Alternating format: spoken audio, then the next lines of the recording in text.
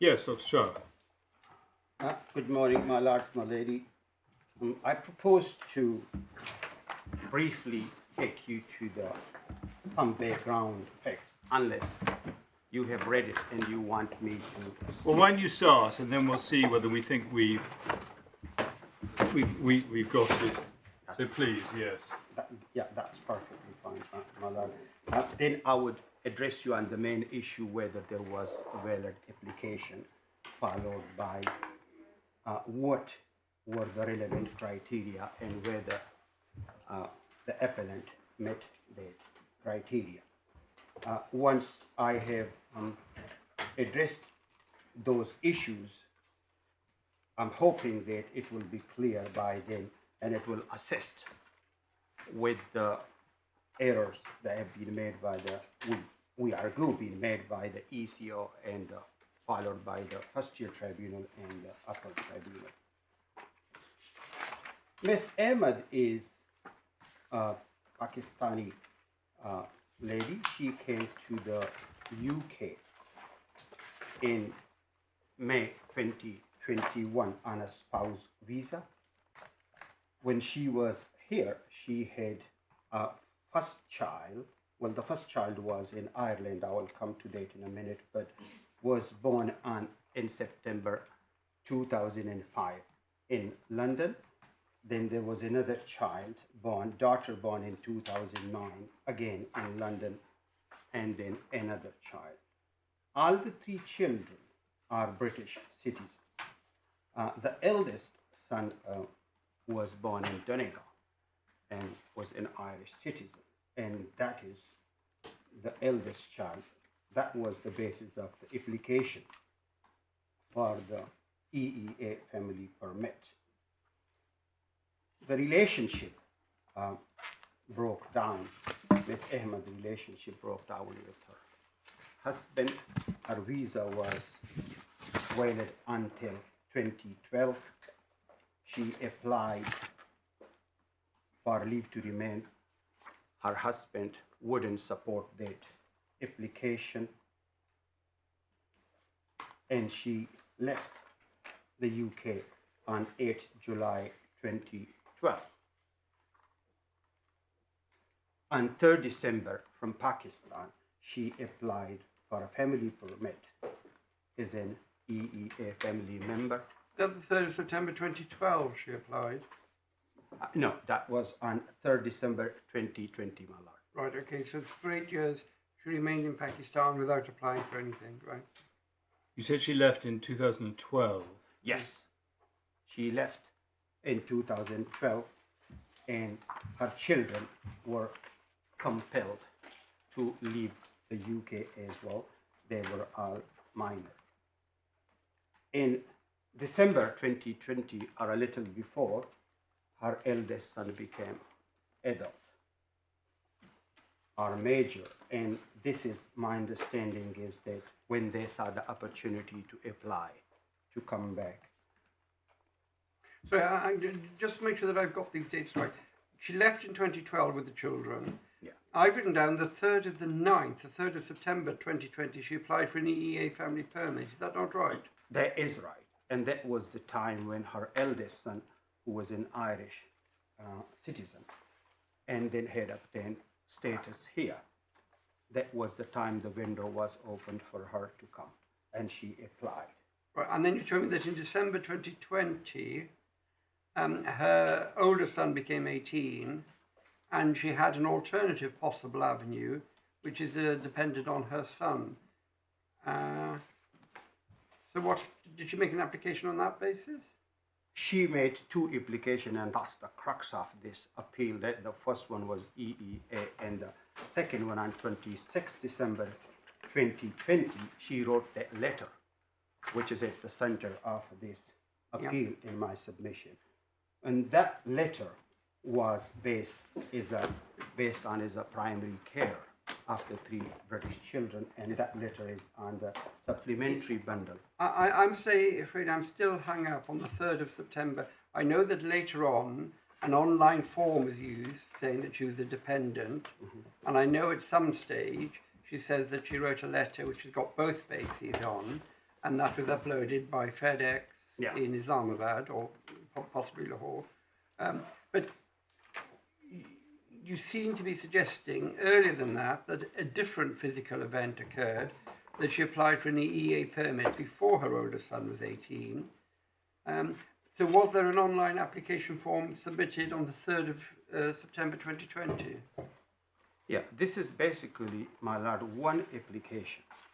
And this is the 26th December application is part of the 3rd December 2020 application. And this is our whole case. I understand that. But can I just understand physically what happened? On the 3rd of September, did somebody physically sit in front of a computer, Yes. go onto the website, Yes. and complete one of the forms that we've seen for the other people? That's my understanding. Right. Do we have that form then? Yes, we do. And that form is in the bundle. Core bundle, page 100, 2023, and it goes up to pages 100, 131. 131. Yeah, that's the core bundle, page 120. But if you look at page 123, when you get there, it says date of application 3rd December 2020. Yeah, and this is what I'm saying. So there are two applications. You say it's all part of one application. There wasn't anything on the 3rd of September.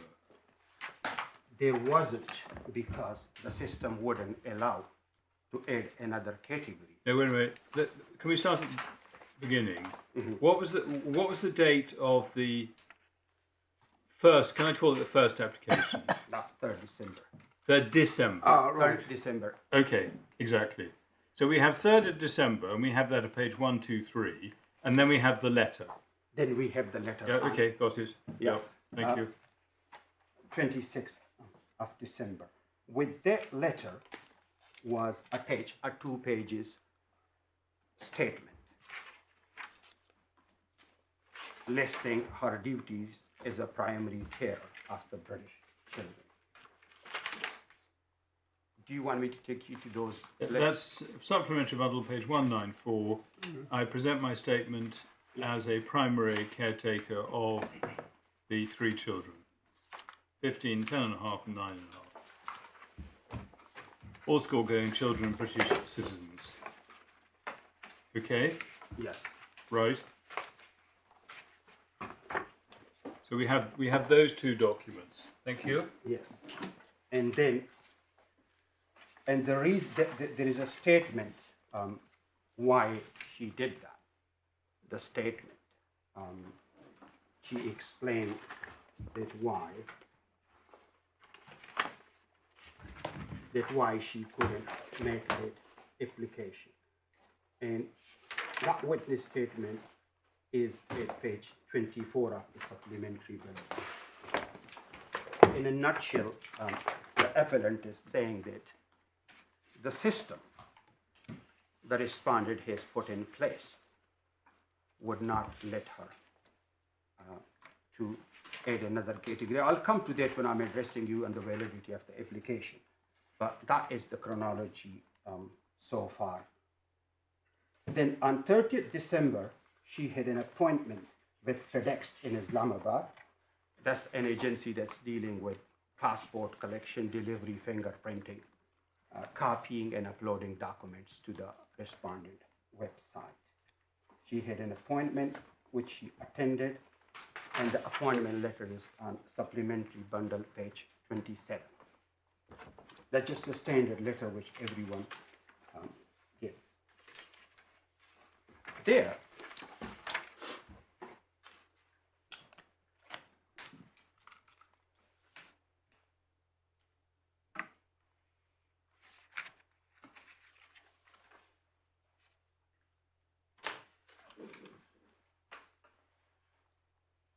Right, yes.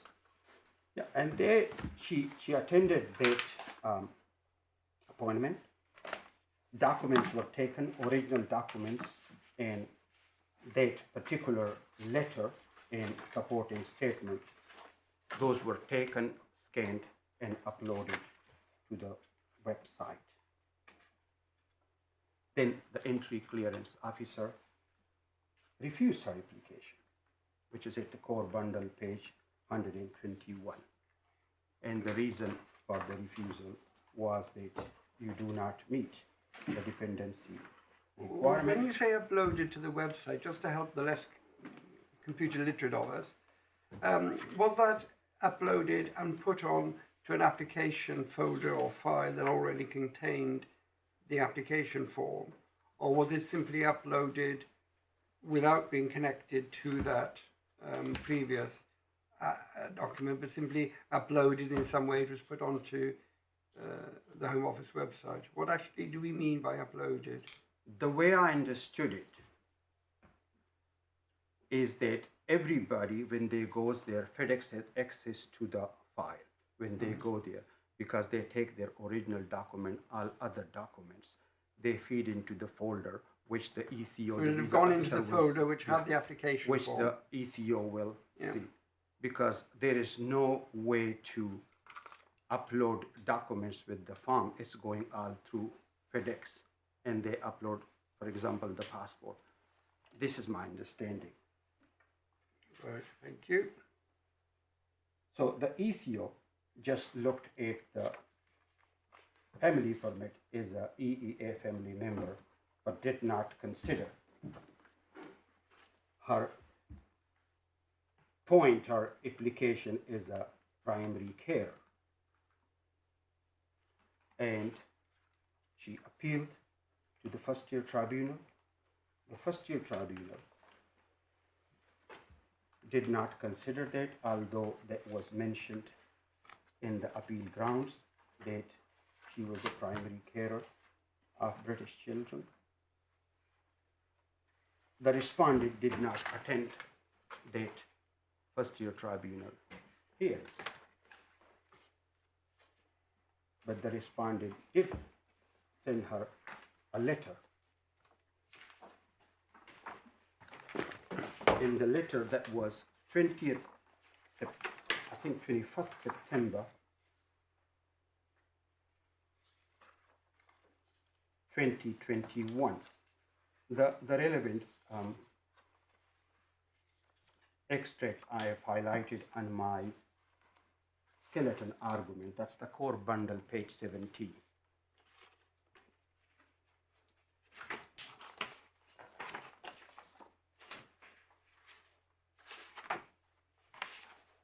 Core bundle, page 17.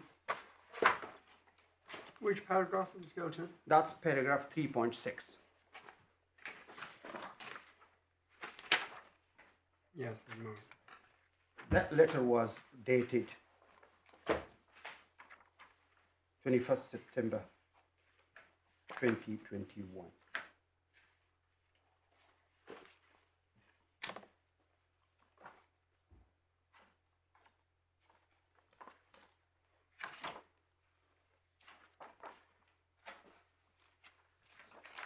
The full letter that was addressed to the first-tier tribunal, and it's at towards the end of the supplementary bundle.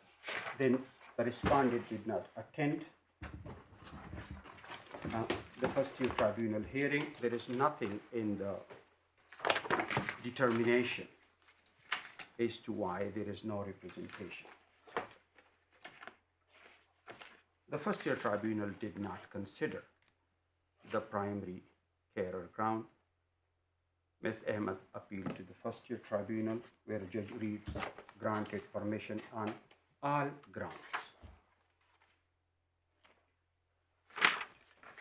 At the Upper Tribunal, the respondent took the position that it's a new matter, and they do not consider the court accepted. So it was again left out, not considered. Now they say that that might have been an error, to say a mistake, to say that it was a new matter.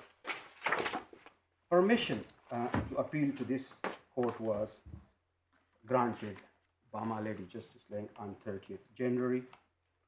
There is a very good summary of the whole background discussion in that adjournment order which is on the core bundle, page 57, but the only one ground on which permission was granted is as follows. I quote, A duly raised her claim as a carer of British citizens before the ECO and the tribunal. It was not decided by the FTT, that is the first year tribunal, despite having been raised as a ground of appeal. She was entitled to have that issue decided. And that is the ground. Yes. Thank you. Yes. Yeah, that's the ground we are dealing with today. And the first point is to determine whether there was a valid application in my submission. Well, is that for us, or is that if we were to decide that it hasn't been decided? Are you saying we should decide that, or it should be remitted for determination by the tribunal below? If you find that there was a valid application made, then it's for you to, my submission would be to, one option is to remit and for them to look at it, but given the circumstances and the time has left, is that this court can remake the decision. But two things need to happen. First, somebody has to decide as a matter of fact whether or not it was uploaded. Now, I know you've got your witness statement saying it was, and I know the Home Office say they've purged, in that dramatic word, the documents and they don't know what happened. That's the first factual thing that must be decided. The second thing that must be decided, as a matter of fact, is whether or not you could have made a second online application as a primary carer. Now, I understand your argument, but we haven't been able from the documents to follow it through, that there were certain documents that the visa people had, and therefore you couldn't do the online second application. But Mr. Yarrow says, no, that's not true. You could have made a second online application. So there are two factual questions in order to see if there's a valid application. Was it uploaded, as a matter of fact? And was there, in fact, the opportunity to put in a second online application? And doesn't the first-tier tribunal have to decide those two questions first before anything happens? And the first-year tribunal did it. Did not. Did not. Exactly. Exactly. But that's the point. That it's for what my lord is suggesting is that we're not in a position to decide that, because and even if we were, it might not be appropriate for us to do so, because it's a first instance fact-finding decision rather than an appellate court's decision. I think that's what my lord is saying. Yeah. Yes, my lord, but for the appeal to succeed, it needs to be established to an extent that, yes, there was an error. It was... But the error is threefold, you say. Firstly, the error was not considering if she had actually uploaded it. Secondly, not considering whether or not it was valid because she couldn't do the second online one. And thirdly, deciding if she was a primary carer. Yes. So all of those questions would have to be decided by the tribunal. Yes, and if, if that is towards the end, if that's the conclusion, then it needs to be remitted, then that's fine. Thank you. Yeah, yes, okay, thank you. That is fine. So on the question then, my lords, my lady, I'll just start with the first point, whether there was a valid application. I don't think. Should we hear from Mr. Yarrow first before you do? Not now, Mr. Yarrow. I can see your what do you? You look as though you're poised to leap into action. Start singing Bette Midler, yes. My lord, it would only help if it would assist setting out what the respondent says about remission in advance, so that Dr. Shah has an opportunity. Okay, or not. exactly. No, not now. So I think not now. I think we'll wait to hear what Mr. Yarrow says, and we need to come back to you on those. We will. Is that Yes, sensible. yeah? Okay. On those three factual issues, we're not inviting you. We're saying you don't need to go through those points now. Okay. Okay. All right. Yeah, so my first point was that yes, there was a Yes, I understand that. well, Your submission is that on the factual issues,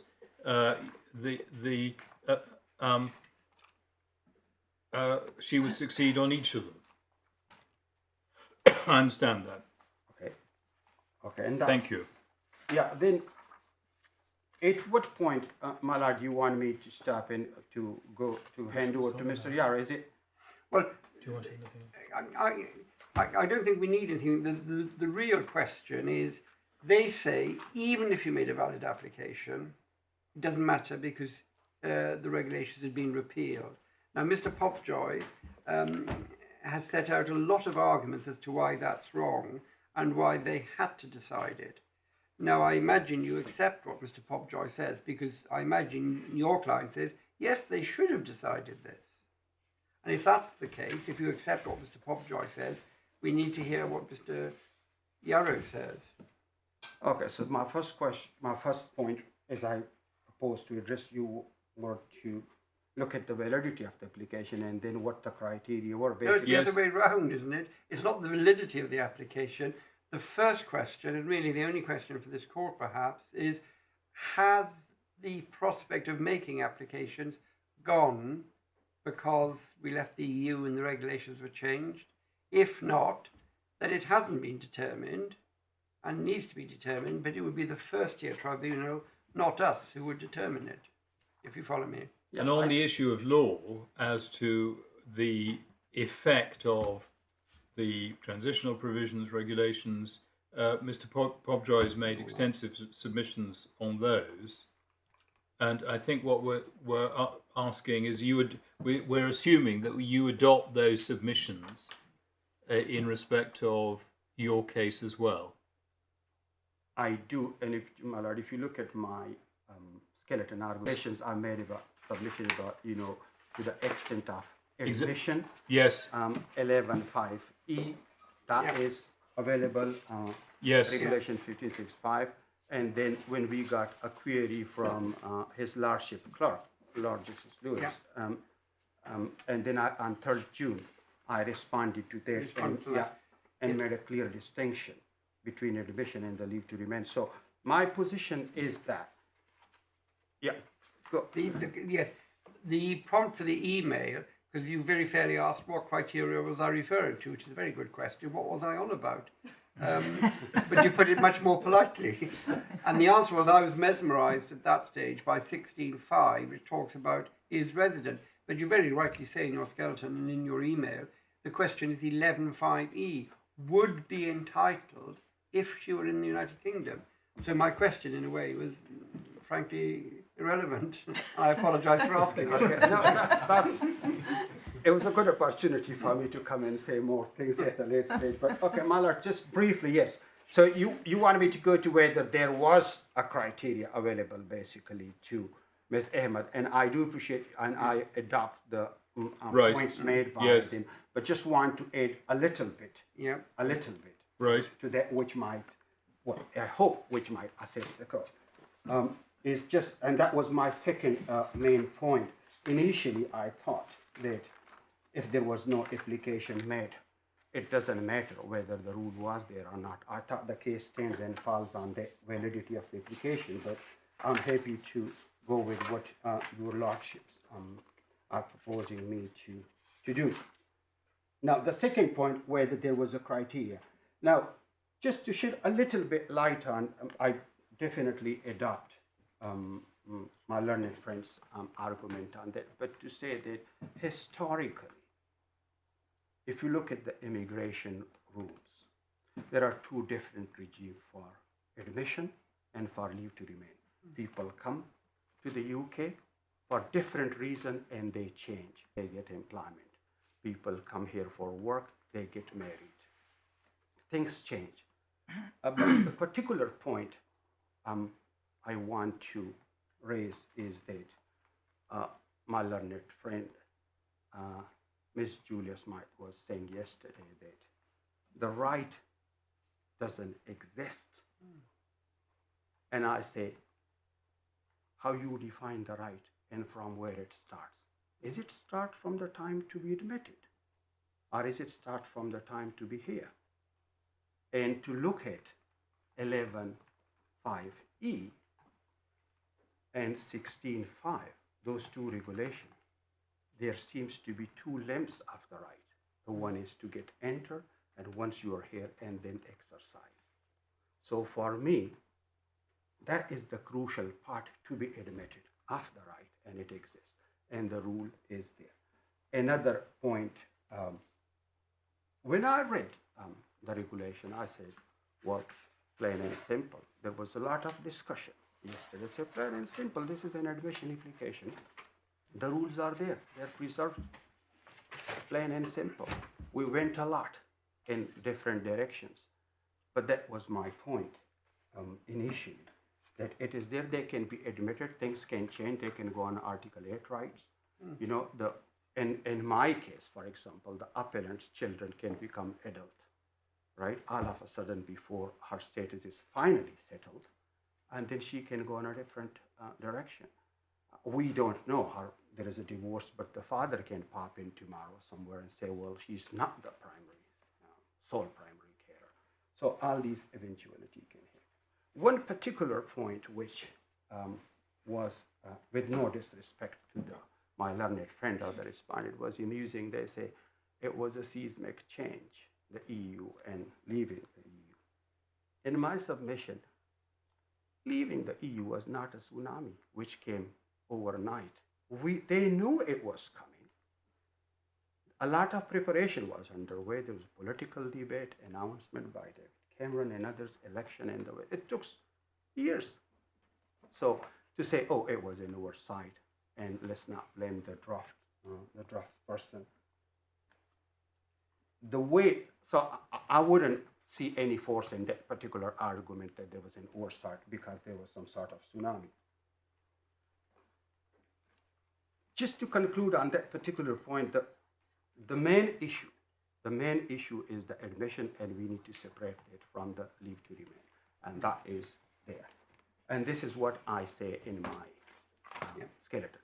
Another particular point to address you is, initially I thought that there was, the Zambrano criteria was resurrected for admission as well. And this is why I keep talking about in my skeleton argument. I abandoned that argument. It seems now, and in my 10th March skeleton argument, I said that there seems to be a vacuum. Later on, Ms. Coles, in her supplementary statement, confirmed that actually the concession, what my learned friend was discussing yesterday and fairly, was that it started on 7th of October 2010. So there is a gap. And that only assessed my submission to say, well, there can't be a gap. You know, the idea was that for admission, the rule was just left, 11.5e. So I will stop there on that particular point. The gap, if we leave it, the consequences will be really, really harsh, particularly when 3 British children are involved, they're born here. And I refer the court to ZH Tanzania. This is a well-known case and seminal case. Paragraph 30 is the most relevant, and it's not contentious as well. It's a common ground. My learned friend, Mr. Yarrow, we have communicated, and that's a common ground. But on paragraph 30 of ZH Tanzania is my point to rely on the consequences will be serious. Now, I will wait for Mr. Yarrow to address you on the validity and other issues, and then I would specifically want to come back to that point. Thank you. Okay. Anything else? No. No. Yes, Mr. Yarrow. I'm grateful, my lords, my lady. I agree that there are effectively 2 issues under ground 1, and they are both effectively issues of fact. The first issue of fact is, were the documents of the 26th of December, cover letter is dated 26th of December, the written statement is undated. But were those documents in front of the entry clearance officer at the time of making the decision? The second question, which is also a question of fact, is what was the application? Was there a valid application based on a Zambrano derivative right? So both questions of fact, but slightly different factual questions for each. The first factual question is what I would call a pure question of fact. Was it A or B, these documents were there or they were not there? And I would accept that the best tribunal for dealing with that issue would be the first-tier tribunal. There is, however, and there has to be, a threshold for the appellant to get over in front of this court. Otherwise, in any appeal, an appellant could say, well, here's another document that was in front of the lower court and they didn't look at it. There has to be a threshold of saying this document was before them and they didn't. Well, you've no idea because you've purged your document. Well, yeah, precisely so. She says she did. She's done a statement. It's got family permit on the front of the actual form, and you haven't a clue. So isn't that enough to get home on the first one? Well, maybe there's things will change when you get to the tribunal, but it does seem a very high hurdle on this case. Well, the only things that the respondent can point to is the fact that none of these, the decisions of the tribunals refer to it, or indeed starting with the entry clearance officer, no reference to it. That, of course, is accepted. First-tier tribunal, I know it's not no a very reference good to it. point when you have at page 119 the grounds of appeal. Yeah. One of them is the application was on two main bases. I mean, it's not as though it suddenly emerged out of thin air before the Court of Appeal, or it's been there. Well, it was. It's raised in the first-tier tribunal grounds of appeal. Yes, but what was taken in the upper tribunal, which is the point which is being appealed against, was that this was a new matter that was not. But how can it have been a new matter if it's in the grounds? Pardon me? How can it have been a new matter in the tribunal, upper tribunal, if it was in the grounds for the first-tier tribunal? This didn't come out of the blue. It's surprising you've got no records. That's your choice. And we might say, okay, we believe the ECO. We can't remember, you haven't got records, but you didn't have it.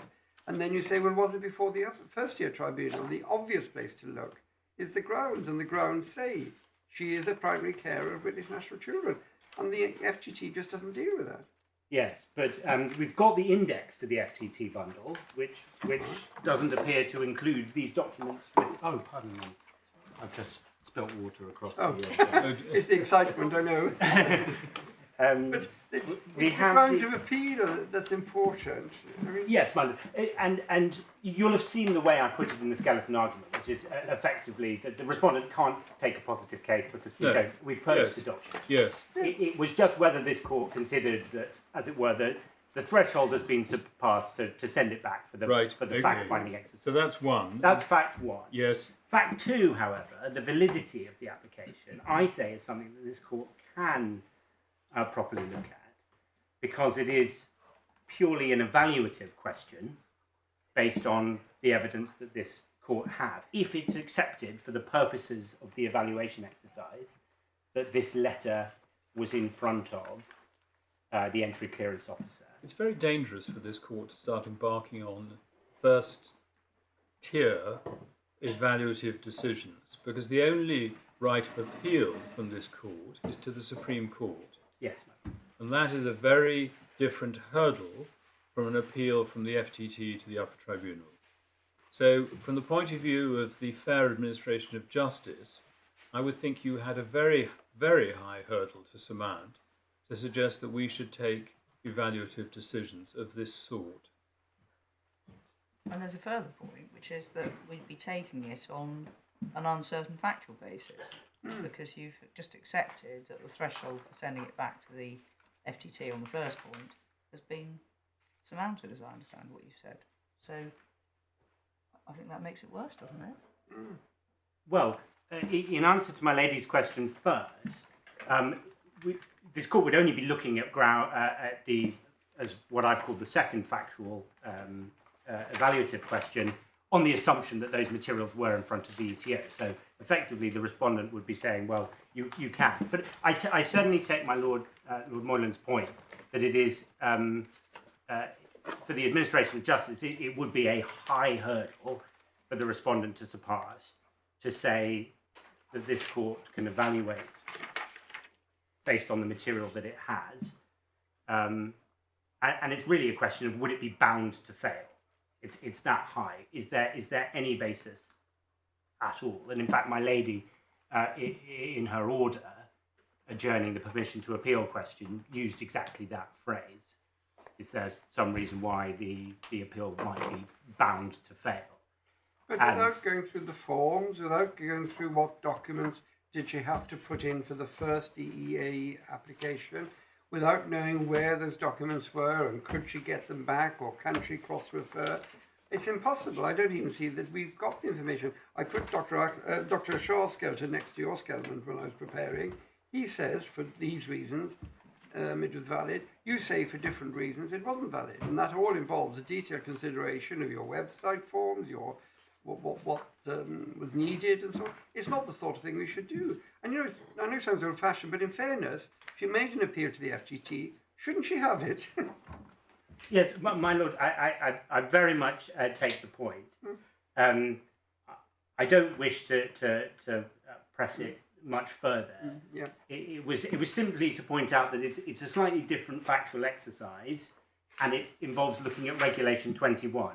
Well, the regulation and what happened and the forms and the documents. Yes, and taking the appellant's case at its highest watermark, is there a way of those documents meeting Regulation 21? I would suggest that there's not, because there is no evidence of accompanying the child, of the children. There is no evidence, as we've talked about yesterday in the Rafiu appeal, about compulsion. And there's in fact no primary statement of exceptional circumstances applying under Regulation 21.6. So is there any way that the first tier tribunal could possibly look at this and say this was a valid application under Regulation 21? I would suggest that this court could decide not, but I take my Lord Moylan's point about the administration of justice and the only avenue of appeal being to the Supreme Court. And I take my Lord Lewis's point about having a right of access to an appeal in the first tier tribunal. So I make the submissions. I'm not going to press them much further, and I'm grateful for the... Just one final point to make your life even worse. Yes, my Lord. On the respondent's notice... Yes, my Lord. I don't even know that you take this point. The closest you get is 3, which says it was correct to find that this was an application only under Regulation 7. Well, here we're on a slightly different point, whether or not it was ever a valid application or whether it was an invalid one, and therefore for that reason didn't count. So I'm not quite sure you've even taken it in the respondent's notice. But if you're not pressing it, perhaps we don't need to go there. Well, no, my Lord. I would say that it's effectively two sides of the same coin, that it's about the construing of all the material and whether or not all the material amounted to an application under one route or it amounted to an application under 2 routes. So you might be able to squeeze it into 3, okay. I'd hope to be able to squeeze it into 3, but I'm going to move on. And indeed, I have very little else to say because I'm going to leave the statutory construction issues to... Thank you. My learned friend. The only one thing I did want to cover off on behalf of effectively both appeals was that the question came up from my Lord Moylan yesterday about Statement of Changes HC 1919. Yes, where was that? Yes, that's in the authorities bundle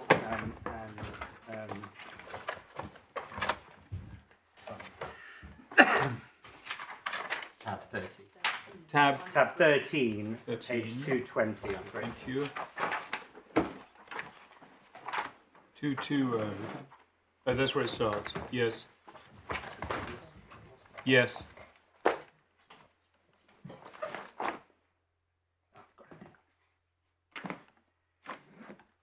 Yes. Yes, so in the definition of a Zambrano Yes. person with a Zambrano right to reside, Yes. at page 51, authorities Yes. 241, Yes. it said there a person by the specified date a right to reside in the UK by virtue of regulation Yes. 16.1. And the question was asked, well, this is not about exercise of right, it's about having the right, and one could have that from abroad. Yes. Having done some research, we're able to say that in September of 2019, Right. a further statement of changes was made to the immigration rules, such that that definition was altered to include a residency requirement.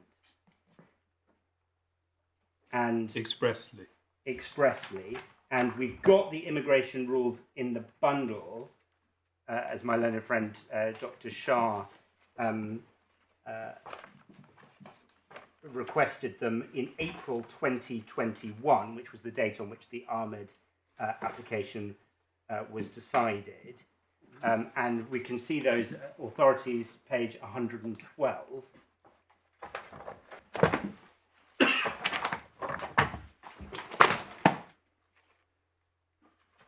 Yes. And there we can see the definition of a person with Yes. a Zambrano right to reside now includes that by the specified date. Sorry, where are we? Person with a Zambrano right to reside Yes. in the left column, and in the Yes. right-hand column, one will see just by looking at it, there are more words that have been added in here. And one can see that they have to have been Resident. for a continuous qualifying Yes. period. Yes. So by September 29, and that was the wording that came in September 2019. Right. So by September 2019, it was clear that it was not just about having the right under 16.1, but there also was the residency added to it. Yeah. Thank you. Unless I can assist my lords, my lady, with anything further. I find the opening 6 lines very difficult. A person who has satisfied the Secretary of State.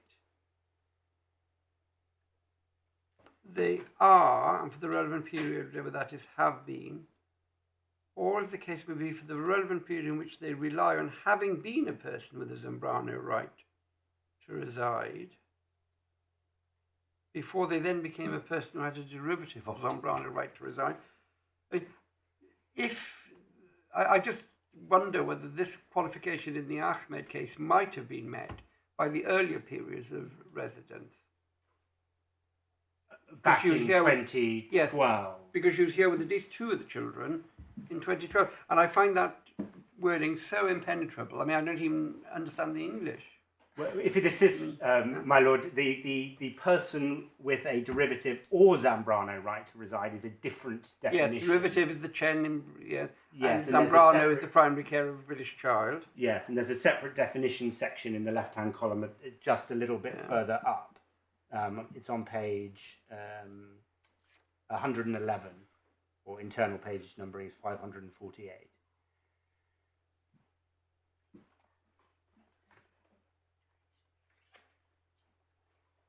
I don't know the difference between a Zambrano right and a derivative Zambrano right. Oh, I see. No, they are all okay. So it's a person with a Zambrano right to reside before they then became a person who had a Zambrano right to reside. I just can't understand what state of affairs this person had in mind and are seeking to describe, and whether she could qualify by virtue of her earlier period. My lord, can I Yes, defer to my leader in the Rafiu case? Yes, my recollection is that the person had to be resident as at the end of the transition period, so earlier periods wouldn't work. Because- However, our instructing client unfortunately is unwell, so is watching remotely, but it means I can't turn my back right, to check. yeah.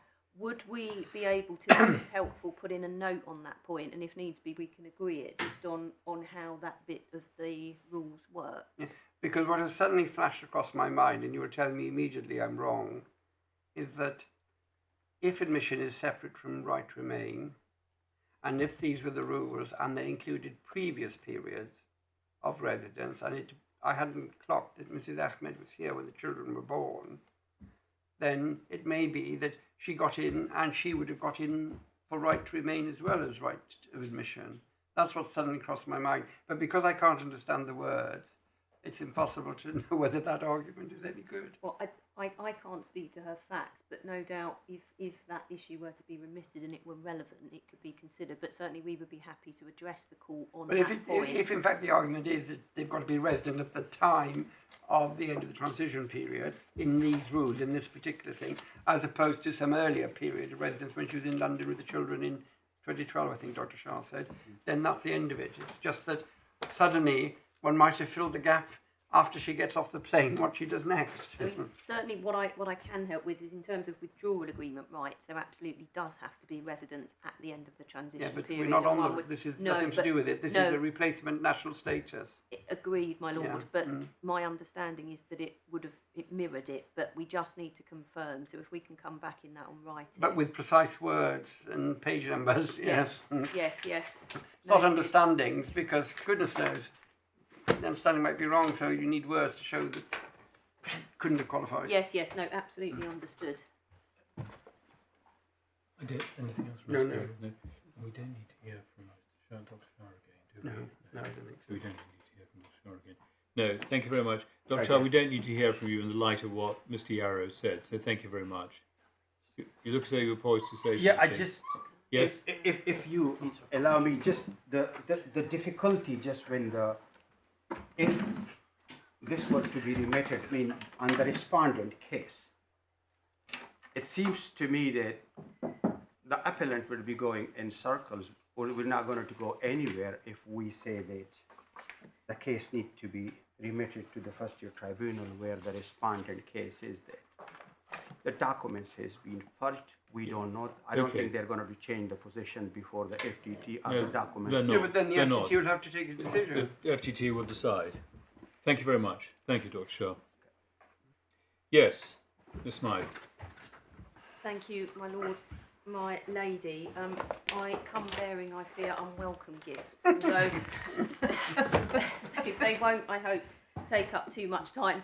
Let me deal with the one least likely to irritate first. That is the Immigration and Social Security Coordination EU Act as it was introduced, which my Lord Justice Lewis wanted to see what it did about Section 4 rights. So I've got 3 copies of that.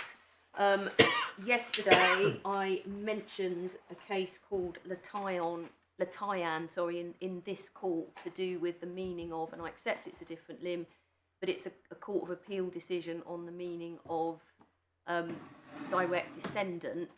I realise it's a different limb, but I said it, so I thought I ought to hand it up. It's right. here and sidelined.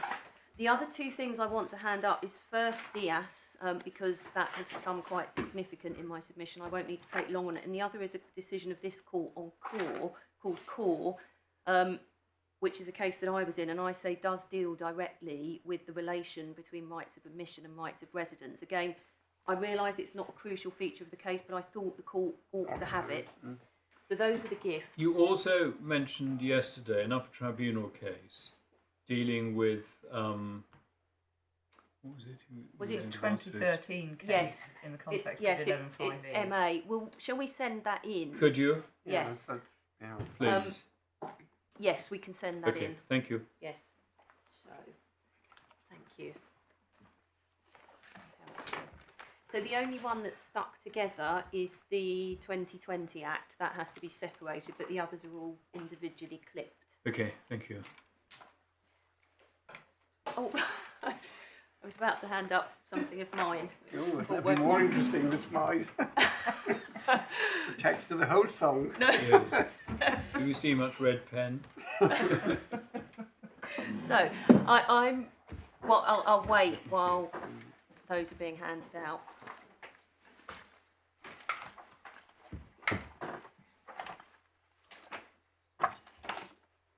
That's the act. Thank you.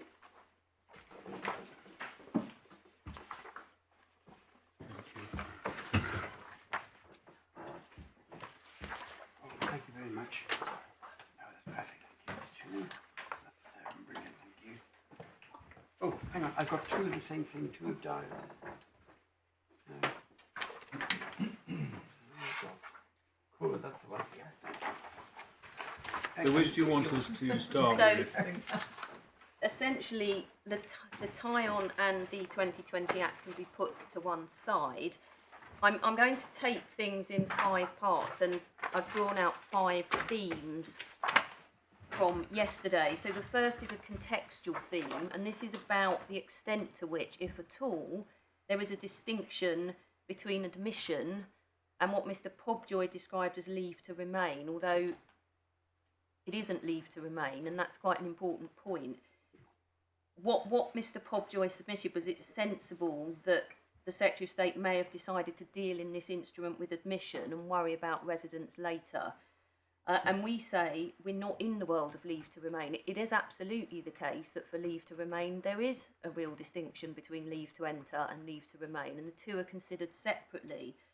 But we are here in the world of EU law and dealing with EU law, and in that respect, I'll repeat 2 fundamental points that I made yesterday, and they are these, and I'll then show the court the cases. The first is that documents are declaratory only, and the second is that the purpose of admission is because somebody enjoys a residence right.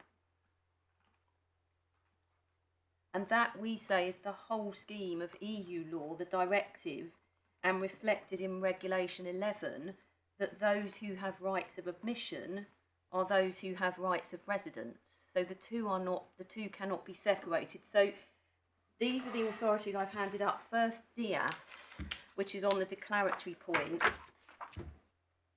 That the facts I've sidelined just in the head note, because this was about whether she enjoyed a permanent right of residence, and it required looking at several different periods. So just to capture in summary form what the different periods were. In 2000, she was issued with a residence permit corresponding to the rights of residence provided for under older EU legislation. She then worked until 2002. She had a right to reside. She then went on maternity leave until April 2003. And then she was unemployed until April 2004, from which time she worked until March 2007. So that was her facts. There were different periods of residence. And then the judgment starts at page 1131 of the report.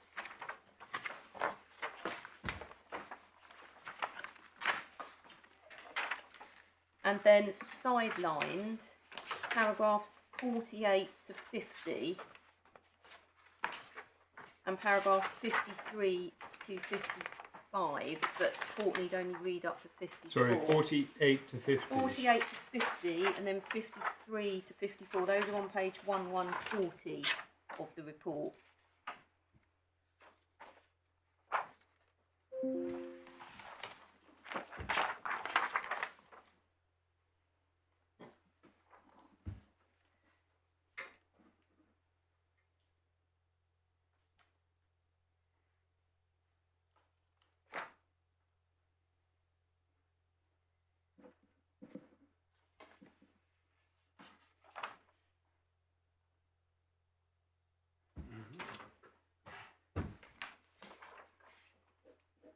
Yes.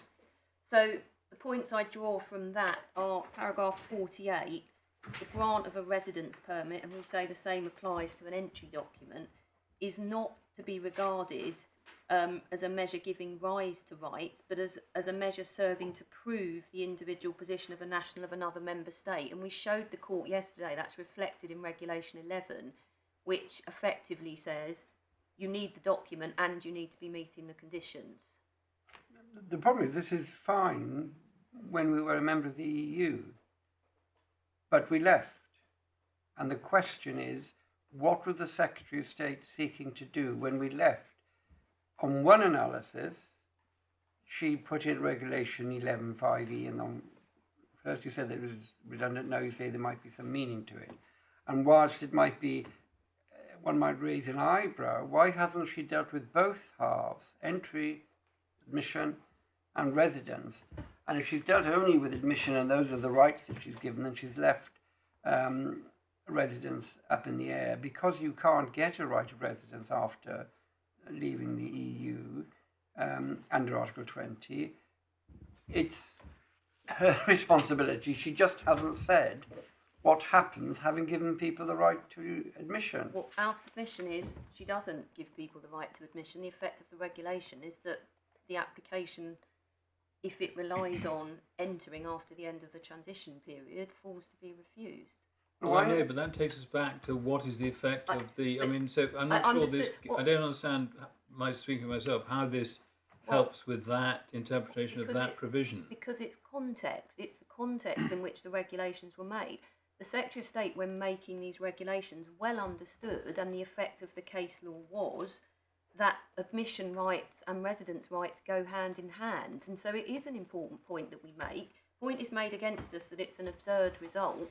We say it's an absurd result to say that the Secretary of State decided, well, I'll let people in, I won't worry about giving them any residence rights. We know she didn't give them any residence rights, and therefore... Well, we don't, actually, because we've got no evidence at all as to what she did between the 1st of January and the 10th of October. Can I come on to that, my lord, because I'm talking about as a matter of construction. She didn't give them residence rights, because as I've shown the court, regulations 13, 14, 15 and 16 were not... Those regulations don't provide, yes. So it is, I submit, an important point. I'm only dealing with the first contextual theme, but it was a point that Mr Pobjoy made.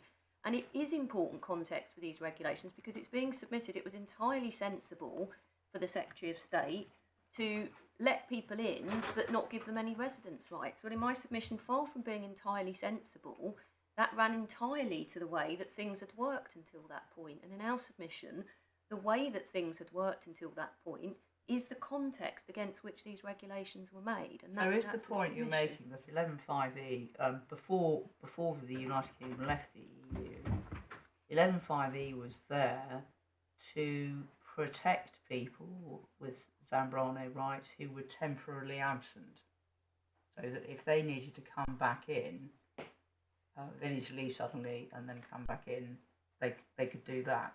Is that the point? No, it didn't. It had general effect before the end of the transition period. Right. It's why it's the point was why was it preserved? But I don't understand what general effect it could have other than those situations because. Well, anyway, yeah, I just find it a bit puzzling. Well, I think that's fair.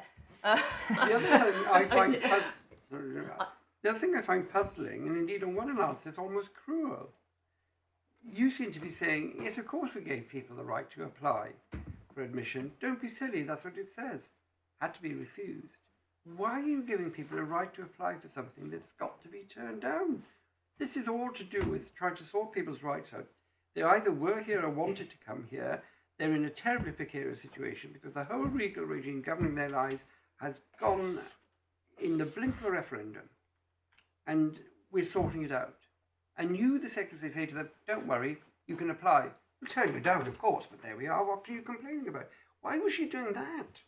Well, they were entitled to apply for as long as EU law applied. The question then is, as a matter of policy, should she have granted those applications? It wasn't that they were entitled to apply. That it's a different policy question. Should the Secretary of State have made provision, despite the fact we had left and despite what primary legislation said, to say these applications must be granted? And that's a question of construction for this court. But the policy question in our submission does not admit of a simple, yes, she must have decided that those applications should be granted. And indeed, the decision was that the residence rights didn't continue except for those who qualified under the routes that were already there. And so there was no cut-off date for applications.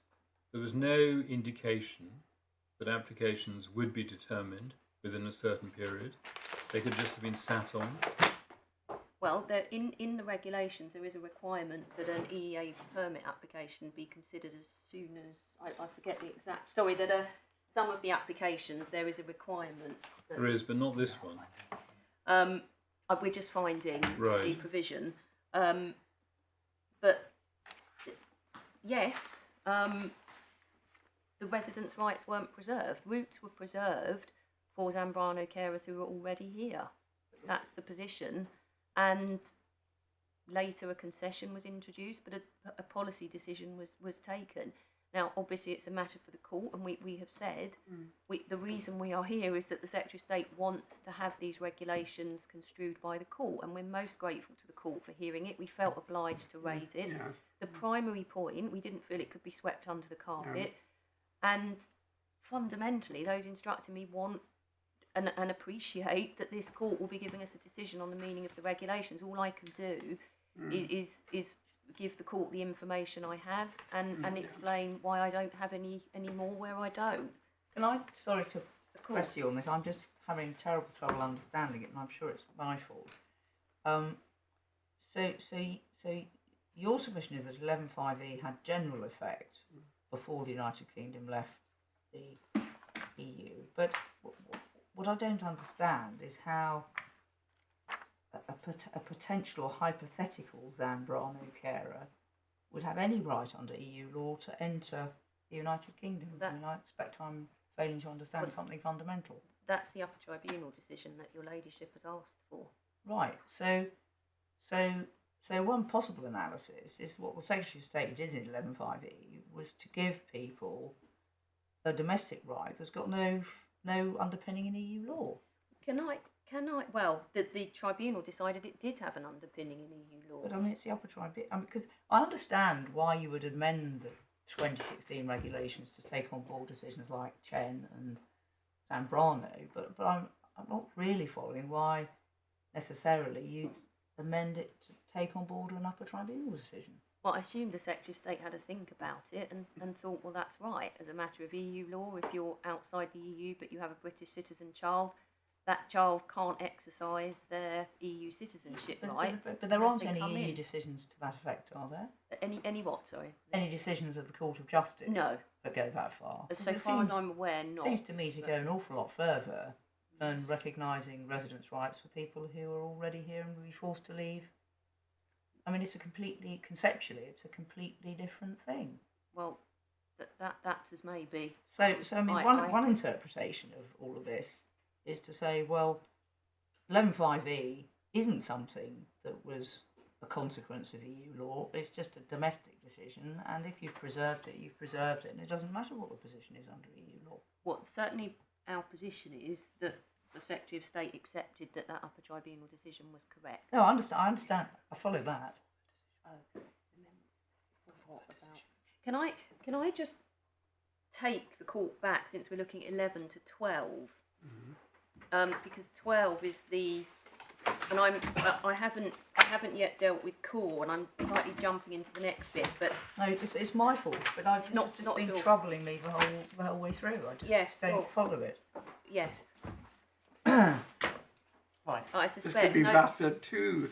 When we started off thinking it was an EU right, and suddenly it became, if you remember, a domestic law right. I didn't hear your lordship. This could be Vassar too. Remember when we started off thinking it was an EU right, and then it became a domestic right halfway through. I won't say I'm getting shivers down my spine. So, just looking at the way that this works together, and this is relevant. It's going to be relevant to what I say about the consequentials SI as well. Starting with Regulation 12.2. Which in the bundle is at page 54. So this is the starting point, application for a document, and it cross-refers back to, this isn't answering, I should say, your ladyship's question about Zambrano in EU law.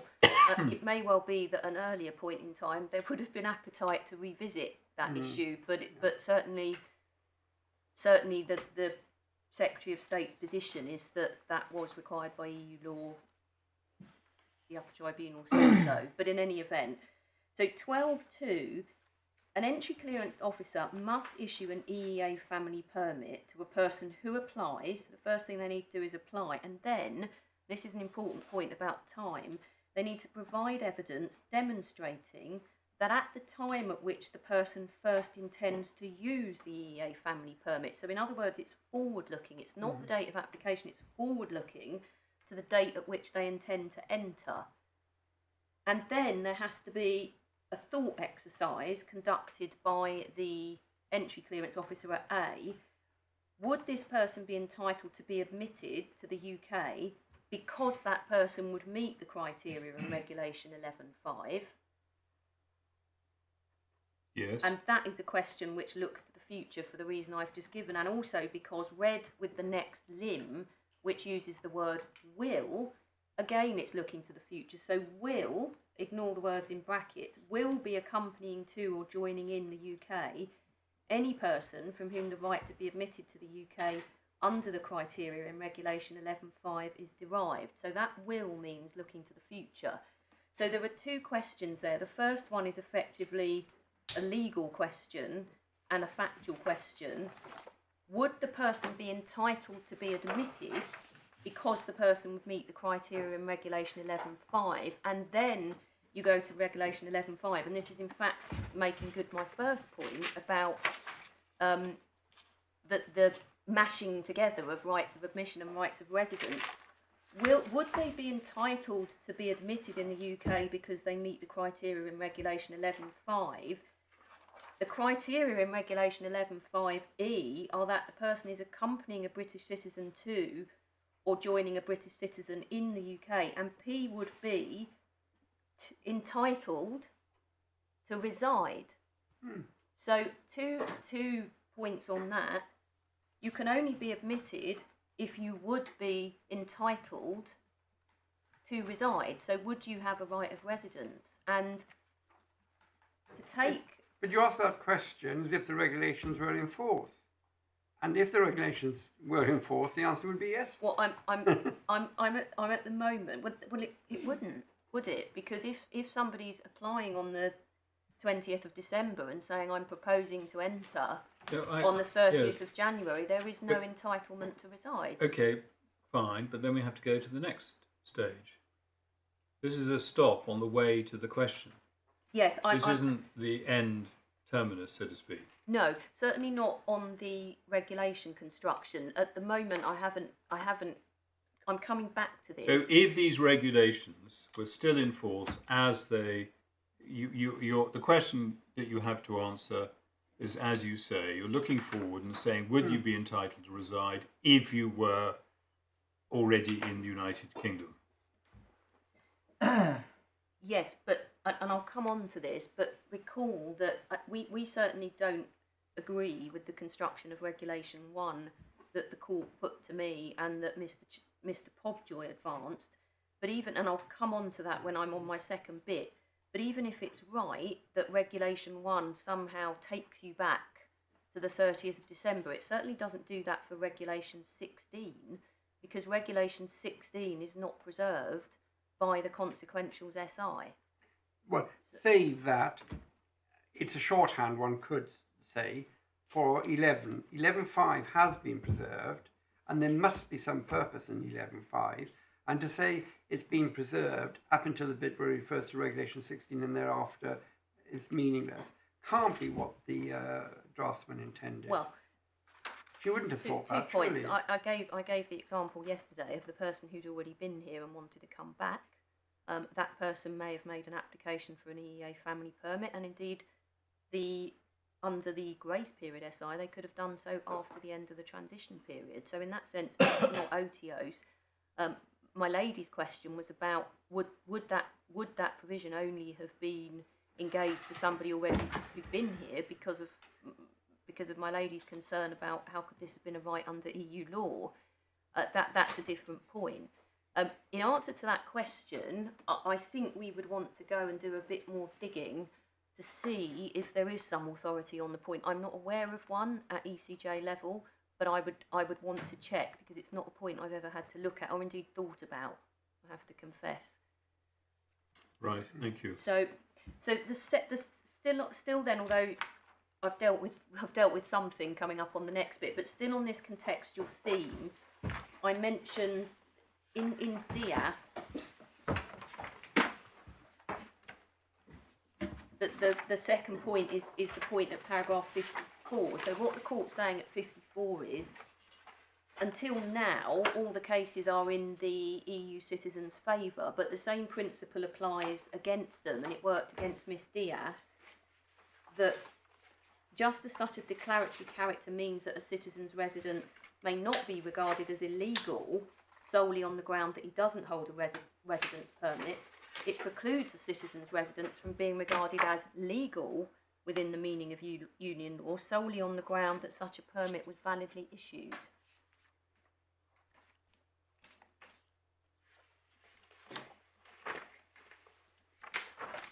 So, in other words, the fact you've got a bit of paper doesn't mean you have a right. You need to be meeting the conditions. And that... Well, how does it mean that? I mean, I don't know what that's talking about, because it's all the way when you take a sentence out of context. What was it here that stopped her having whatever it is she wanted, even though she had a document? Because she wasn't working. She wasn't working. Wasn't exactly. working, So paragraph okay. 23, there's the period that she wasn't working. So although she had a residence permit, paragraph 23, third bullet, she wasn't working. So that's the bit then, okay. That's that. But that won't apply here, because we're only talking about admission, and the only thing is admission. And if you is, lose but- on your interpretation of 16 and its relationship to 11, she'll have satisfied the only thing that's required. Well, no, because reading across Diaz is if you turn up with your EEA family permit but you don't actually meet the conditions, the permit doesn't get you in. It doesn't get you in as a matter of EU law for the reason given in paragraph 54 of Diaz, and it doesn't get you in under regulation 11 either for the reason I showed. But I just don't understand yesterday. how she doesn't get into 15. We're talking about admission only. And she'd have the permit and she'd be entitled to come in. And under EU law, because this is when EU law applied, she'd have a right to reside. But to deal with the read across from Diaz to the admission situation, we say exactly the same point applies to an EEA family permit as applies to a residence permit. You don't, quite apart from my second point that I'm about to come to, that you can't unlink admission and residence, just because you turn up at the border with an EEA family permit does not mean you have a right to be admitted if you don't meet the underlying criteria. Yes, I think we've got that point. Yes, so that's so the second point, which is in core, is that admission and residence rights go hand in hand. So core is a case. The facts are quite entertaining, perhaps, or not, as the case may be, but. For context. Sounds very enticing. No, I wouldn't get too excited, my lady. But paragraph, so page 299 of the judgment is the fact. So this was a British citizen who was trying to get entry to the UK under EU law for his third country national family members. So Mrs. Harvinder Kaur is an Indian national who's married to a British citizen. She was previously refused entry clearance to join her husband. She and their two children now contend that they're entitled to enter the UK as family members of Mr. Singh under EU law as a result of being in possession of a Bulgarian residence permit. So what happened? The bit that did cause me to smile is at paragraph 14. In a telephone interview, Mr. Singh told immigration officials that he went to Bulgaria to do a Surinder Singh case. And the first here found that's exactly what he'd done, because they went to Bulgaria for a short period, essentially to do a Surinder Singh. So the case doesn't turn on that, but the argument that was advanced against the Secretary of State is, but there is a right of entry under Article 5 following a case called McCarthy. My Lord Justice Lewis is familiar with McCarthy. So, and I'll just take. I'm not suggesting this case is dispositive of the issues in this case, but I seem to me that the court ought to see it. So, paragraph 29. That this is the factual context, that their evidence wasn't credible, they hadn't come to the UK for a holiday, they'd always been intending to return, and therefore, because at paragraph 31 there wasn't genuine residence nor the creation or fortification of family life, they did not have a Surinder Singh right. But, and then paragraph 33, despite these findings, the FTT went on to say that this appeal doesn't concern the right of residence, but the right of entry to the UK. Who is that? Paragraph 33. Oh, sorry. And because, so it's not about, it doesn't matter that they haven't got a right of residence if they've got a right of entry, and that because they possessed Bulgarian residence permits, it was Regulation 11 of the 2016 regulation which governed the position. So it was an argument about how far McCarthy extended. The argument that was advanced against the Secretary of State is in paragraph 37. The argument that I made on behalf of the Secretary of State is in paragraph 39.2. Paragraph 39.3, that there can be no freestanding right of entry without a right of residence. Paragraph 41, that this is a case where there wasn't a right of entry under the 2016 regulations because they didn't make provision for Surinder Singh. So that was that. But the issue that the court then had to decide was at paragraph 49. I come now to Article 5 of the directive on which the appellants rely. It provides that member states shall grant leave to enter the family members of a union citizen without requiring an entry visa or requiring a formality. Then that deals with, there's passages from McCarthy there. However, this decision doesn't mean that the effect of Article 5 is to confer a right to reside on a family member of an EU citizen merely because that family member is in possession of a residence card. And then there are various points there. The passage I rely on is at 50 sub 3.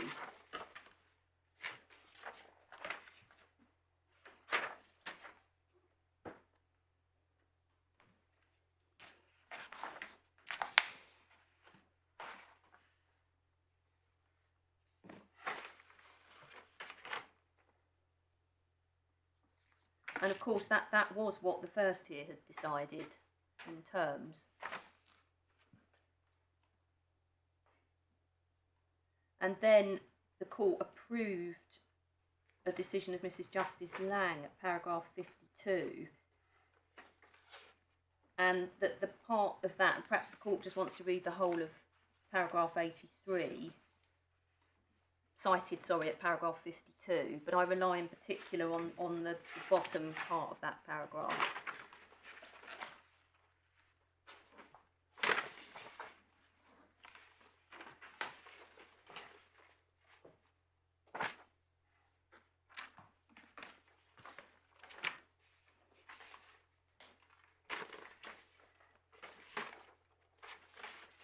Yes. So we say... So that says the relevant regulations may be admitted on presentation of qualifying EEA state resident card, provided the EU national has a right to reside. And I assume that's what is the express provision within those regulations. It is, as it is in Regulation 11, analogous wording, but the key passage I rely on is the passage at paragraph 53. Oh, 53. Justice Males.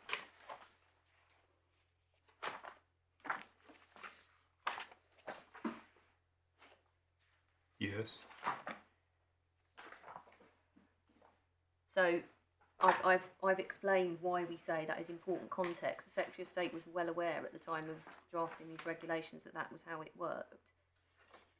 And to preserve a right of admission without a right of entry would have been an extraordinarily strange thing to do. I accept there's a discrete point that the court has flagged about, well, this is all unfair. That's a separate issue.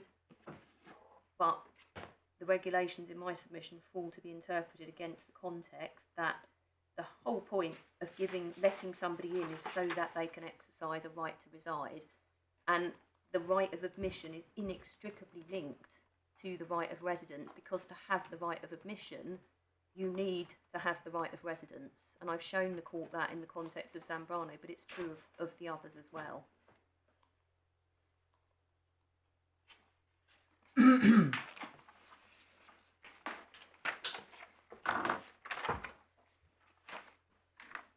Just on that, I'm sure you told us yesterday, if you arrive before June 21, would you then have been able to apply under the EUSS scheme and or the concession? No. If we're talking about EU nationals, no, they had to be here before the end of the transition period. If we're talking about Zambrano carers, no, for the reasons in the rules that we've been discussing. The only category that would be a category called joining family members. And I showed the court yesterday some bits in Article 9 and Article 10 of the withdrawal agreement. Right. Thank you. So that's the first theme. The second theme is about textual analysis and the interaction between the grace period SI and the consequentials SI. So turning then to the consequentials SI, which is at tab 5 of the bundle.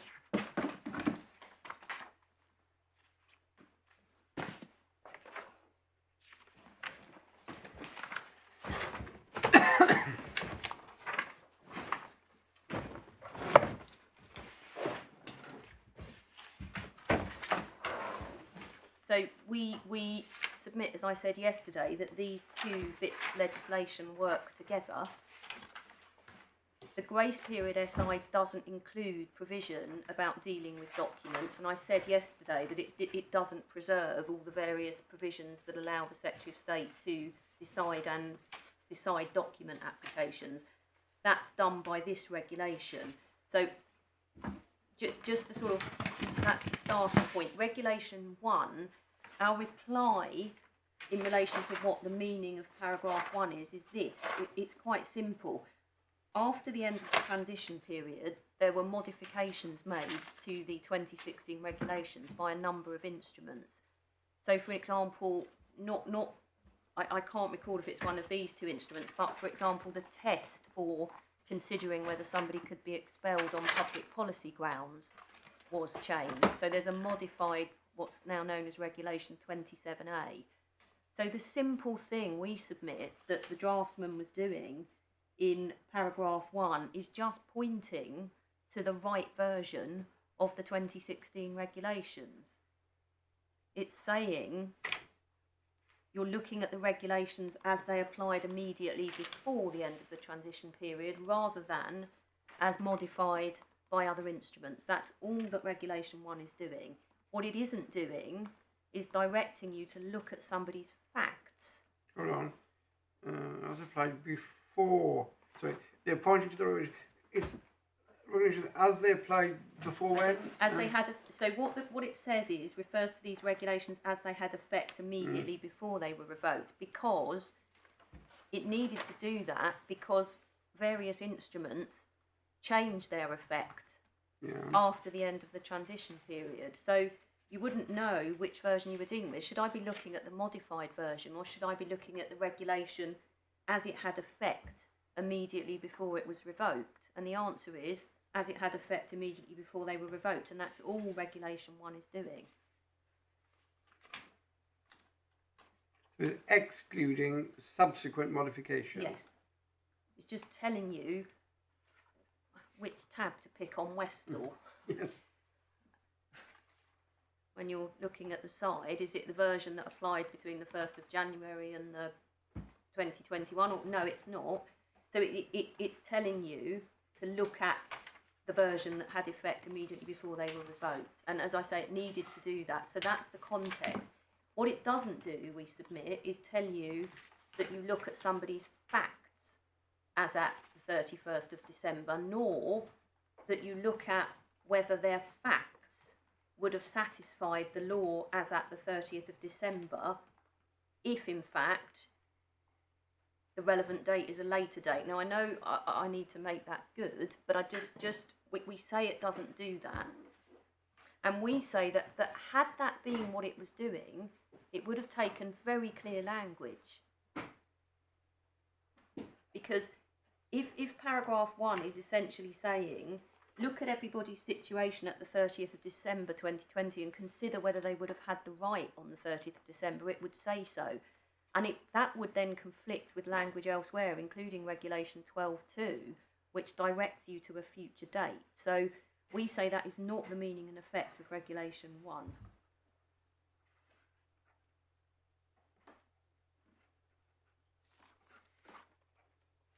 paragraph 1.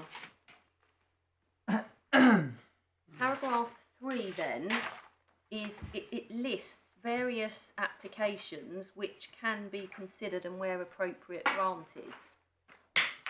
That none of these provisions are preserved by the grace period SI, and we accept that that means that Regulation 3 is preserving these provisions and whatever is inside them, like a Russian doll. So if it says Regulation 20 of the EEA regulations continues to apply for the purposes of considering and where appropriate granting an application for a derivative residence card, that means that if somebody makes an application, after the end of the transition period, the decision maker can decide it by reference to Regulation 20.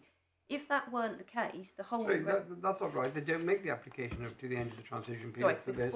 Application before the end of the transition period. I'm sorry, did I say... I didn't mean that. You said after, yeah. Thank you. Application before, decision after, because these are about decisions being made after the end of the transition period.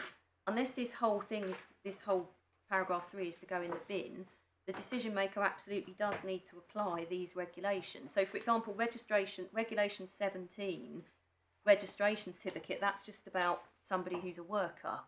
But look at Regulation 20, that's a derivative thing, and what you have a right to, the thing that's in Regulation 16, and Regulation 16 is gone, and returning to our friend Betty Midler, she has she hasn't any wind beneath her wings. Please put that in the judgment. But don't attribute it to me. As Miss Midler submitted.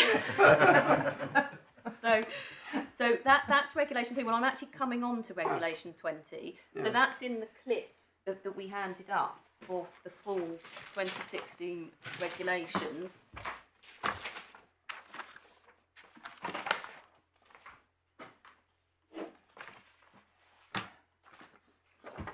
Now, Regulation 20. This is not modified.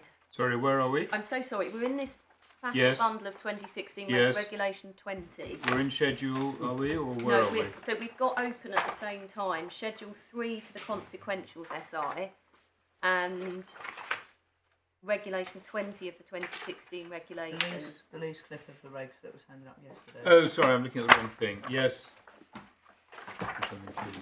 Yes. So what we know from the consequentials is that there are no modifications to Regulation 20. Yes. So we know that Schedule 3, Paragraph 3 tells the decision maker, look at Regulation 20 when you're considering and where appropriate granting an application for a derivative residence card which was made before commencement day. Yes.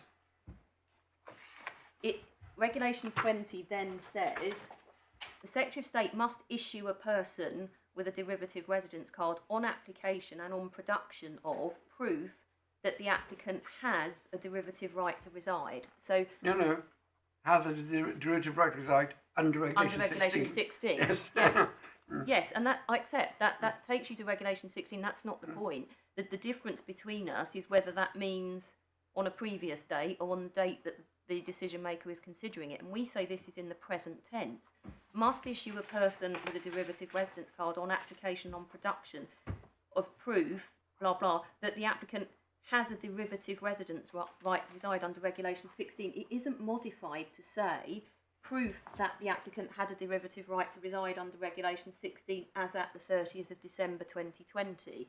I would add that if the court looks at Regulation 25A, a derivative residence card is proof of the holder's derivative right to reside on the day of issue. So this is all about... That's important. Where's that? 20 sub 5.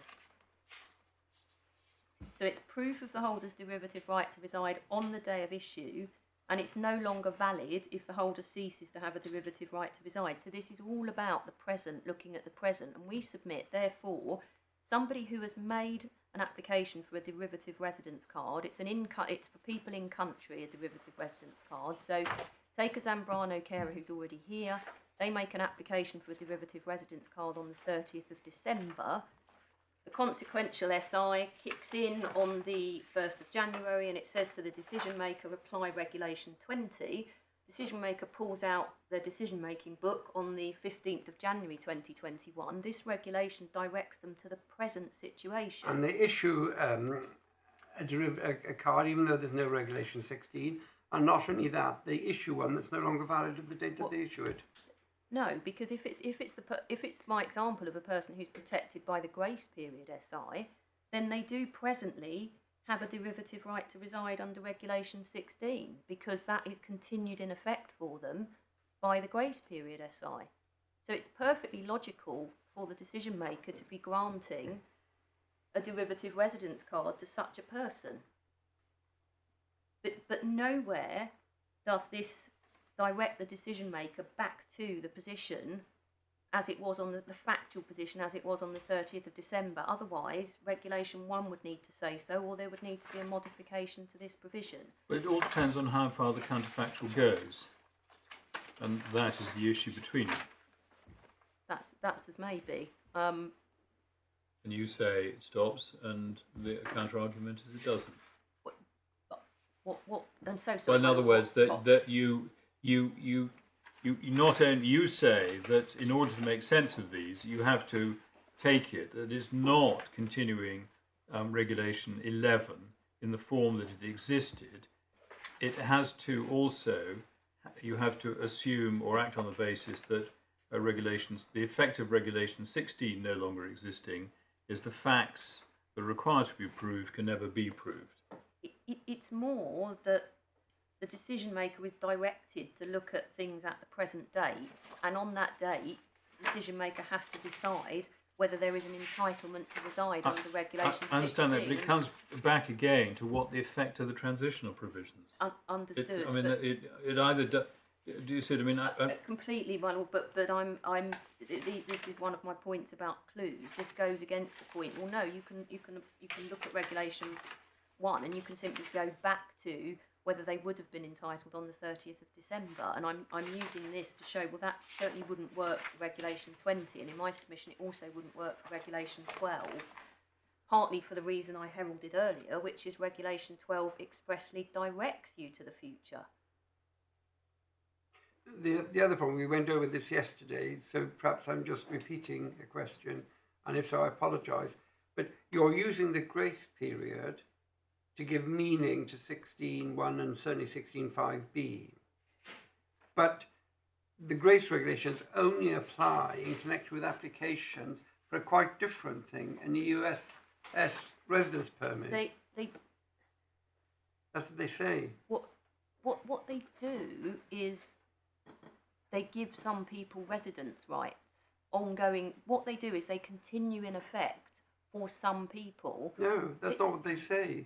That is what they say. No, they say 3 is to do with applications for an EUSS permit, so is 4, isn't it? No, that's the cohort who benefit from the ongoing residence rights. The purpose of the consequentials SI, and this is its IRES, it comes from the withdrawal agreement, is to give people residence rights after the end of the transition period before they've applied for the EU settlement scheme. So what it's doing is not regulating that application. What it's doing is giving, and just before I get into the detail, just to the fundamental is that it's giving some people residence rights, continuing in effect residence rights under the 2016 regulations after the end of the transition period. The next question is, well, to whom is it giving those residence rights? And that is answered by Regulation 3 and then by Regulation 4. It's given for a period up until the end of June. It's given to people who are relevant persons as defined in Regulation 3 6D. Put shortly, people who are resident. And then on the 1st of July 2021, which is the cohort who benefits from these residence rights, it's people who have made an in-time application under the EU settlement scheme. So the cohort of people who benefit is defined by reference to the making of an application. But what this doesn't do is is do things about applications. What it's doing is preserving the benefit of certain provisions of the 2016 regulations for those cohorts. Who are already here. Yes, they're already here and they're here lawfully. So it's providing a bridge between the two yes, systems. Yes, it is. But it needs to be remembered that the Secretary of State is dealing with different people. Yes, and we're looking at a right of admission. And you're saying that the fact that the EUSS scheme provides certain rights, which might require them to have a document, is a relevant tool for the interpretation of the transitional provisions. What I'm saying is that the grace period SI and the consequentials SI work together, and some people will succeed in an application referred to in paragraph 3 of Schedule 3 because they have residence rights under the grace period SI. That the use at this point is a red herring. Because there are some people who will have benefited from the grace period SI who have never made an application under the use and left. So that's Regulation 12, because that's the issue of the family permit. It has nothing to do with right of admission under Regulation 11, because it can never apply to them. I'm coming on now to Regulation 12.2. So perhaps because I haven't understood your Lordship's question correctly, it would absolutely be me. But it may, once... So if the question is, thankfully I have a junior, if the question is when would regulation ever bite, it's the example I gave of the returning Zambrano carer. So reading the two synergistically, the two different regulations, a Zambrano carer who was in the UK on the 15th of December 2020 exercising a Zambrano right and so qualifies under the grace period SI, they continue to enjoy their Regulation 16 right after the end of the transition period. But if they were called back to a family emergency in Nigeria, they might then want an EEA family permit to get back in. And for that cohort, Regulation 11, that person can make an application for an EEA family permit after the end of the transition period because they're in the very beneficial grace period SI cohort.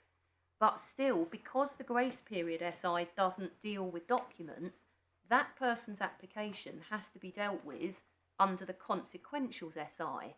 And that consequentials SI in that situation tells the decision maker to apply Regulation 11.5. And for that person, I'm coming on to it, for that person, there will be entitlement to reside because they benefit from the grace period SI. And in terms of demonstrating that they're intended to work together, the ground of appeal for somebody who's made an application that's dealt with under the consequentials SI is, perhaps it's a good moment to look at it before I come back to 12.2. If the court looks at consequentials SI at page 24, if somebody is given a right of appeal under the consequentials SI, and Mr. Pobjoy very fairly accepted that they're intended to work together, he just doesn't agree with the rest of it. Well, what he said was when they do work together, they say so. Yes. In whichever regulation he showed us.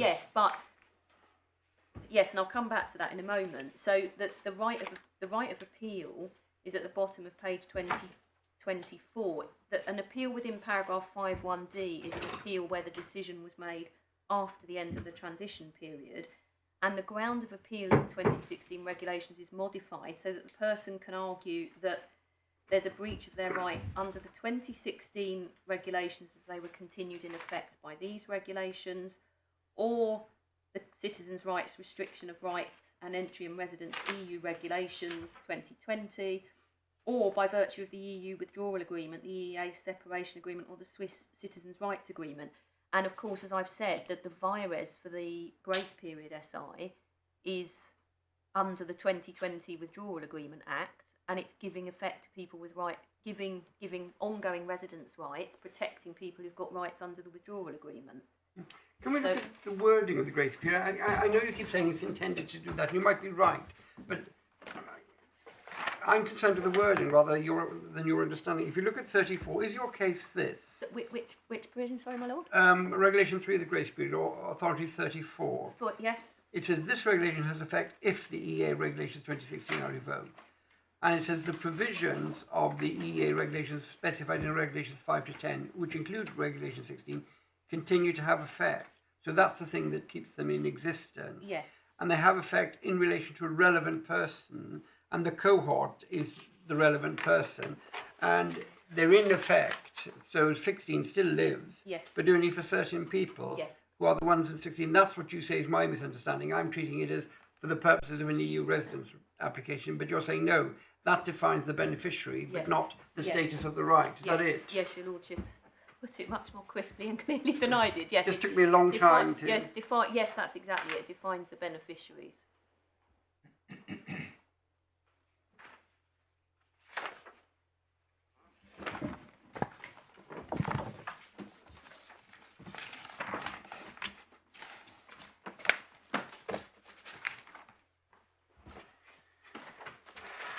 Yes.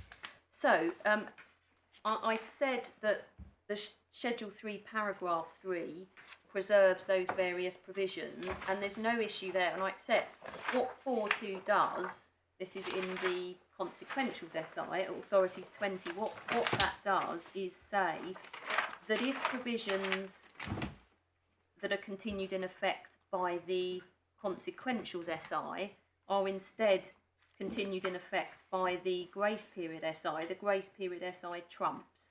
So the provisions specified in paragraph 6 do not apply to the extent that the provisions of the EEA regulations specified in that paragraph continue to apply to an application within paragraph 3.2 by virtue of the citizen's rights.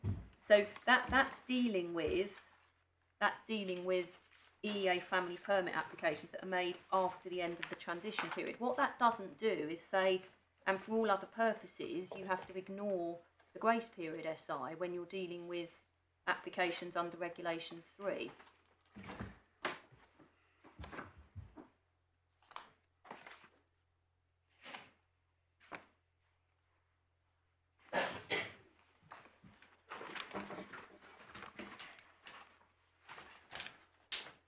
So coming back to Regulation 12.2 now, recall that I've made my submissions about Regulation 20.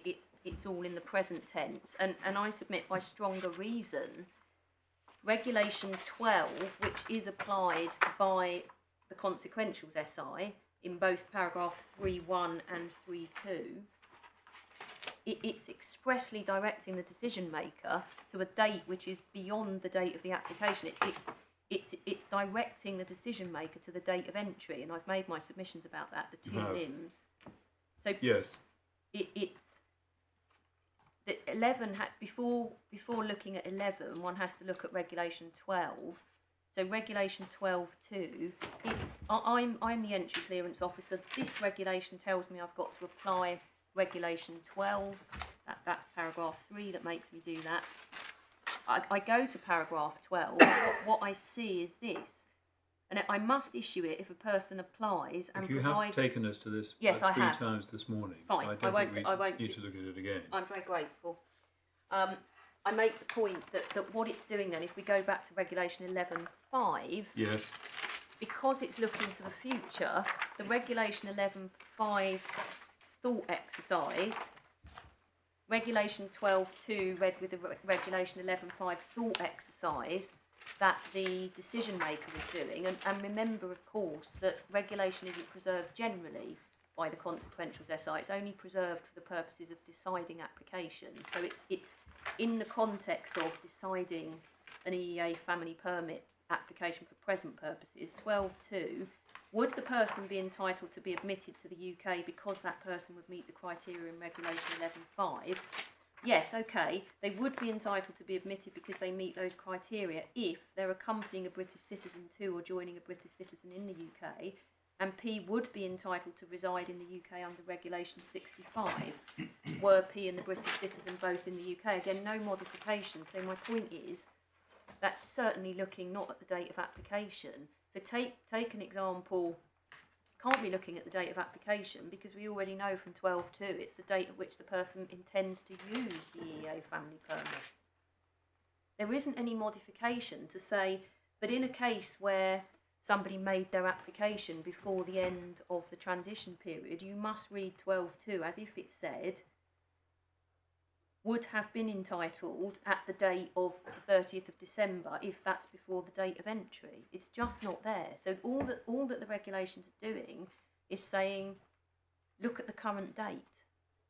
So we do say there is no modification to Regulation 12.2 and Regulation 11.5, and that means that it is necessary when looking at the question of whether somebody is entitled to reside.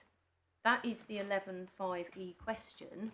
The decision maker has to look at present entitlement to reside, or at the very least, entitlement on the day the person proposes to enter. So it's either date of decision or date of intention to enter. What will happen, of course, is that if, for example, if the date of proposed entry has already passed, the date of proposed entry then necessarily postdates the date of the decision, because the person wants the EEA permit to come in. So it's going to be the date of decision if it's later than the proposed date of entry, if that makes sense. So we say that there is nothing to, there's nothing, the question of then whether somebody is entitled to reside falls to be answered by reference to their current entitlement as at the date that that's being made. And if they are a beneficiary of the grace period SI, they'll have that entitlement. If they're not, they won't have that entitlement. Yes. And I'll just repeat that Regulation 1 can't come in to save the day so far as Regulation 16 is concerned, because Regulation 16 isn't preserved by Schedule 3. Yes. And I'm finishing on this now. On the point about redundancy, I accept that we accepted in our skeleton. We said we think it was probably belt and braces, but actually we think it's OTOs. But actually, I've explained to the court, and I apologise that we hadn't picked this up. It is an OTOs because of the example that I've given. As to my Lord Justice Lewis's comment about mistakes in regulations and it not being helpful for the Secretary of State to say that there are mistakes, can I just... It's almost inconceivable that she'd make a mistake. The mistake that we accept is actually in relation to the drafting error, and I accept that very fairly Mr. Pobjoy's made the point that we've come up with a new point in the course of, I hold my hands up, the example, I'm afraid the returning Nigerian. Exactly. Yeah. The drafting mistake is a different point. It relates to the 2016 regulations, and we accept that there is an error in that it doesn't specifically cater for siblings. Oh, that, yes. That would, of course, have been put right had it been necessary to do so, but the reality is there are I think some things to be put right, but of course now that we've left, some of these things aren't being corrected. Had we been in a different era, that would have been corrected. They still need to be corrected because they still have rights under the Joel Agreement. Yes, not Zambrano carers. No, but the Chen and they're okay. Oh, they're all right. It's just the Zambrano. Okay. There was an omission for Zambrano. Right. So, but I'll certainly pass that back to those instructing me in case there's an opportunity to put that right. Those are my textual submissions and so on. So I was then just going to deal with, and I can take these quite quickly, which are the various concession and other background matters that Mr. Pobjoy has raised, and we say, rightly and very fairly raised, and it's precisely why the Secretary of State advocated for the appointment of an advocate to the court, so that all of these points could be properly flushed out.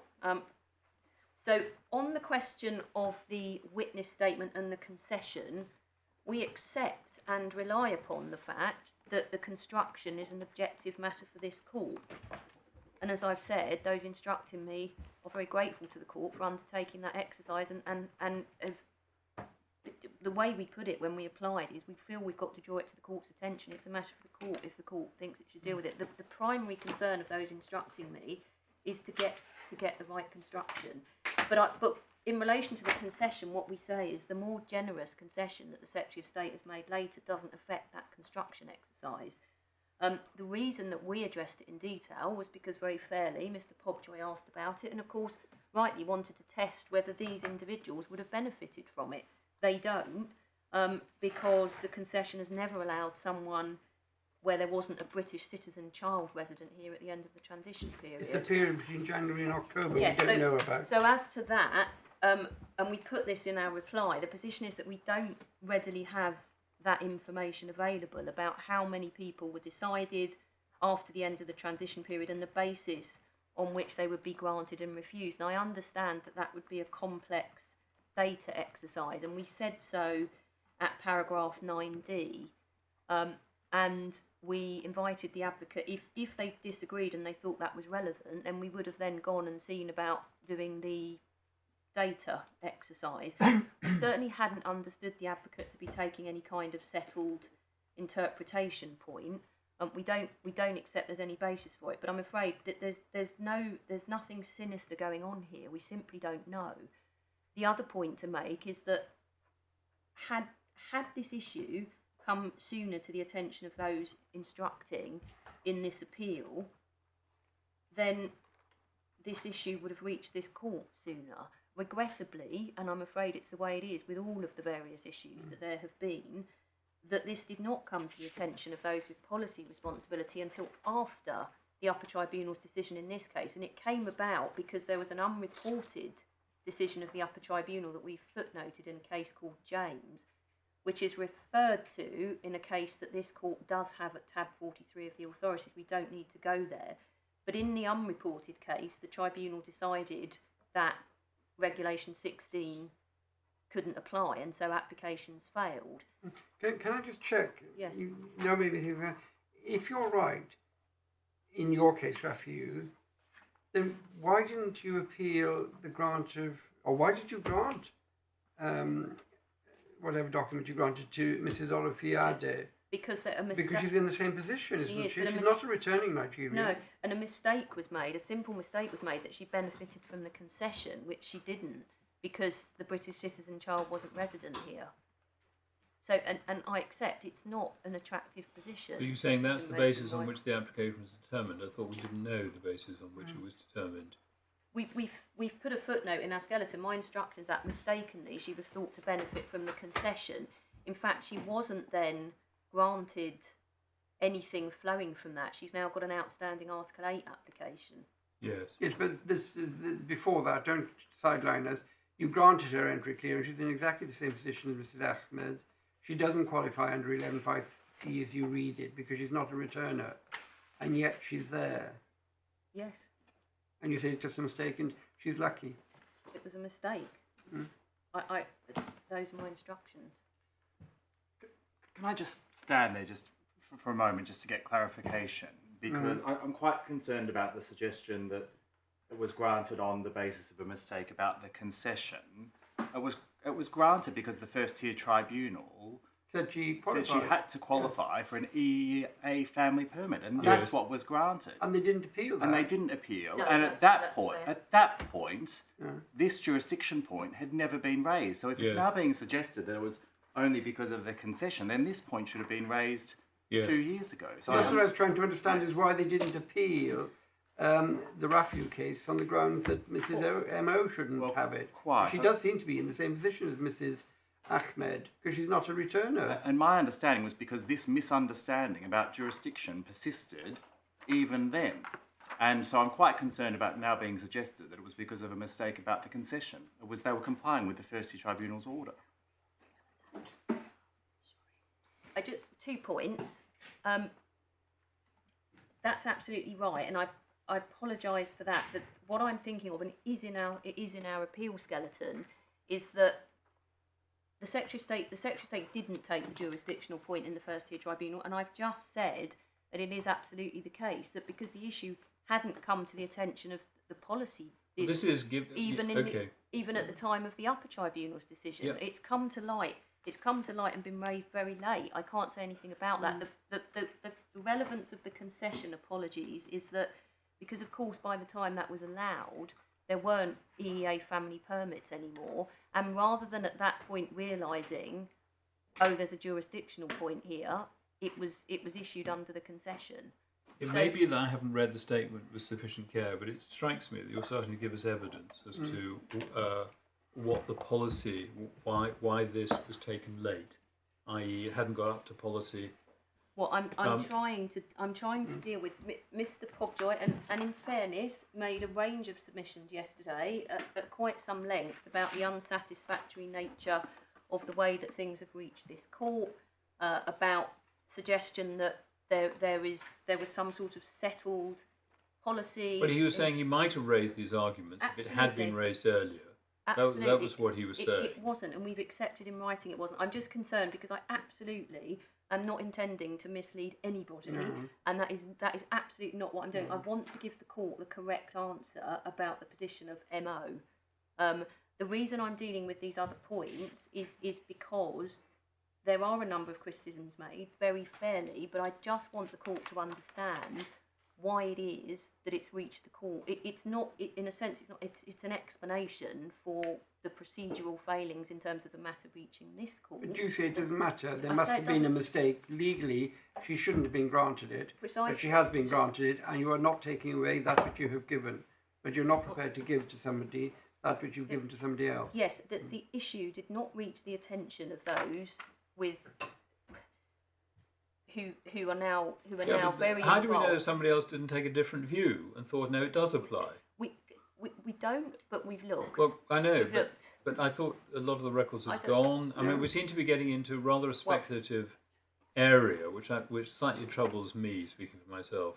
What she was granted was an EU settlement scheme family permit under the concession rather than an EEA family permit. But Mr. Pobjoy is absolutely right to say she won in the first tier, it wasn't appealed, and it wasn't appealed because the point wasn't appreciated, the jurisdictional point wasn't appreciated until 2023 in the light of the Upper Tribunal decisions I mentioned. And I feel that the court, that isn't me giving evidence because one of them's in the bundle referring to the unreported one.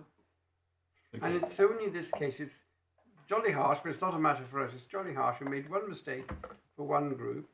There's only one other person affected. You might have made the same mistake, but you haven't, and therefore she doesn't get it. And you don't exercise your discretion. You say, nothing to do with us.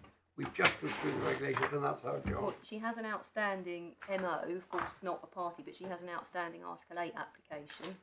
Yes, okay, thank you. So there we are. You've already been going for an hour and a quarter already. Yes, that. In fact, I'm pretty much close to the end. Yeah. So what happened with the first tier decision is that those instructing me had stopped issuing EEA family permits, so the decision couldn't be implemented in terms. A thing was given under the concession without appreciating that. She couldn't benefit from the concession, and the jurisdictional issue hasn't been spotted. Yeah, okay, thank you. So, just to deal briefly with points being made about the Article 8 claim and legitimate expectation, we don't accept there's a good legitimate expectation claim, but these appellants can make an Article 8 claim if they want to. They haven't, so far as we're aware. If they do, they can make whatever points they want to be made. We don't know why they haven't done that, but they haven't. Well, they're not in the jurisdiction. If they were in the jurisdiction, if they were admitted, they'd have a jolly good article. The first thing they do at Heathrow is hand in their Article 8 claim. Yes, but their family member is here, and she has Article 8 rights, depending on potential. Not Mrs. Ahmad. No, not Mrs. Ahmad. I can't speak about her case. Anyway, and in terms of fairness, it's dealt with in paragraph 36 of our skeleton, and I'm not proposing to say any more about that. And then finally, on the grounds, I can take this quite quickly. On ground 1, there is no definition of direct relative.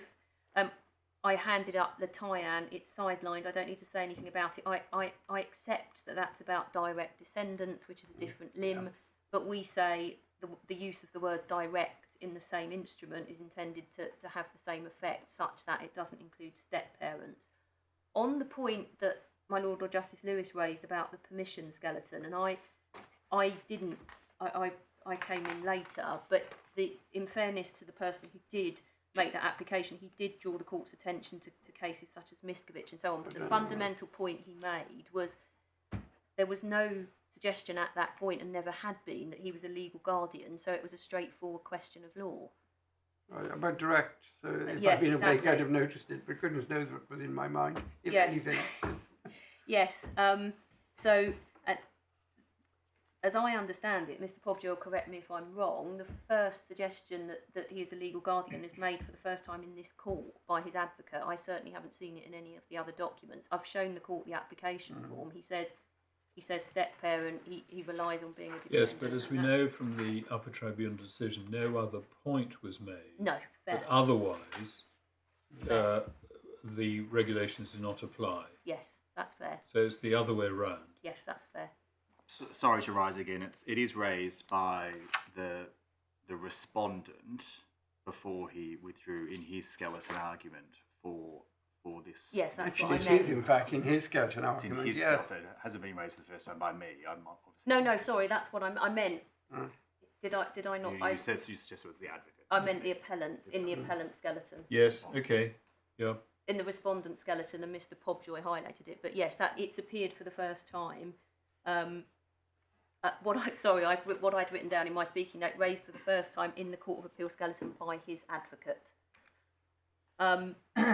And then finally on that point, there isn't any basis for bringing EU law into it because it's the 2016 regulations apply even if we lose. I haven't got anything else to say about ground 2. I've made my submissions. So unless I can assist any further, those are my submissions. No, thank you very much. Right, well, thank you all very much for your respective submissions. We will reserve our judgments. They will be provided to you in draft in the usual way for the usual limited purposes of which you're aware and which you must abide by. And we would expect that you will be able to agree any consequential matters, but if not, we will deal with them on paper, on short written submissions. So thank you again very much.